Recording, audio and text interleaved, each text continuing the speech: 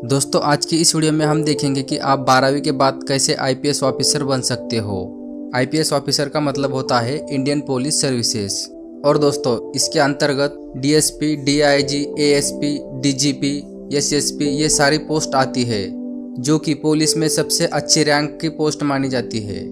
दोस्तों सबसे पहले आपको किसी भी विषय से 12वीं पास करना है, फिर चाहे वो आर्ट्स हो, साइंस हो या कॉमर्स हो, जो भी हो आपको 12वीं पास करनी चाहिए। उसके बाद किसी भी सब्जेक्ट में ग्रेजुएशन डिग्री कंप्लीट करनी होगी, जैसे कि बीए, बीएससी, बीकॉम, ये ग्रेजुएशन डिग्री कोर्स आपको कंप्लीट करना होगा। आपके पास ग्रेजुएशन की डिग्री है तो आप आईपीएस के लिए एग्ज़ाम दे सकते हैं। आईपीएस बनने के लिए यूपीएससी यानी union public service commission civil service यह हर साल भर्ती निकालती है। आप ऑनलाइन आवेदन कर सकते हैं और यह भर्ती साल में से एक बार आती है।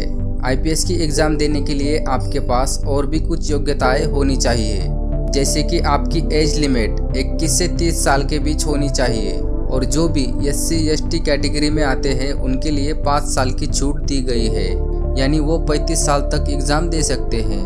और दोस्तों आपका फिजिकल कुछ इस तरह से होना चाहिए। मेल कैंडिडेट के लिए हाइट 165 सेंटीमीटर होनी चाहिए। अगर आप एससी एसटी कैटेगरी के हैं या ओबीसी कैटेगरी के हैं तो आपकी हाइट 160 सेंटीमीटर होनी चाहिए और चेस्ट यानी सीना 84 सेंटीमीटर होना चाहिए। अगर फीमेल की बात करें तो फीमेल में जनरल कैटेगरी के लिए 150 सेंटीमीटर हाइट होनी चाहिए और एससी एसटी और ओबीसी कैटेगरी के लिए 145 सेंटीमीटर हाइट होनी चाहिए और चेस्ट 79 सेंटीमीटर होनी चाहिए।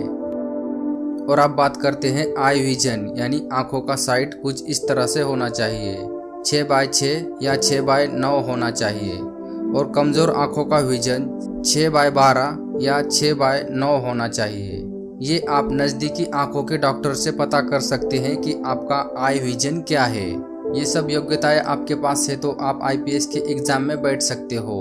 दोस्तों आईपीएस की एग्ज़ाम कुछ इस तरह से होती है। सबसे पहले आपकी प्रीलिम्स एग्ज़ाम ली जाती है, यानी कि आपकी प्रवेश परीक्षा ली जाती है। अगर आप प्रीलिम्स में पास हो जाते हो तो आपको मेंस एग्ज़ाम में बैठने का मौका दिया जाता है। दोस्तों प्रीलिम्स एग्ज़ाम में 2 पेपर्स होते हैं और वो दोनों पेपर 200-200 मार्क्स के होते हैं और इसमें आपको ऑब्जेक्टिव टाइप क्वेश्चन पूछे जाते हैं। प्रवेश परीक्षा यानी पास होने के बाद आपको मेंस एग्ज़ाम में जाने का मौका मिलता है। मेन एग्ज़ाम कुछ इस तरह से होती है। मुख्य परीक्षा की बात करें तो ये परीक्षा लिखित परीक्षा होती है, यानी बोर्ड परीक्षा की तरह ही आपको प्रश्नों के उत्तर लिखने होते हैं। इसमें कुल मिलाकर 9 पेपर होते हैं। 9 पेपर में से 2 पेपर क्वालिफाइंग पेपर होते हैं और बाकी के जो 7 पेपर होते हैं वो मेरिट के लिए होते हैं। मेंस एग्ज़ाम यानी मुख्य परीक्षा पास होने के बाद आपको इंटरव्यू के लिए बुलाया जाता है, जिसमें आपको सामान्य ज्ञान, मानसिक योग्यता, व्यवहारिक ज्ञान आदि जैसे संबंधित प्रश्न पूछे जाते हैं।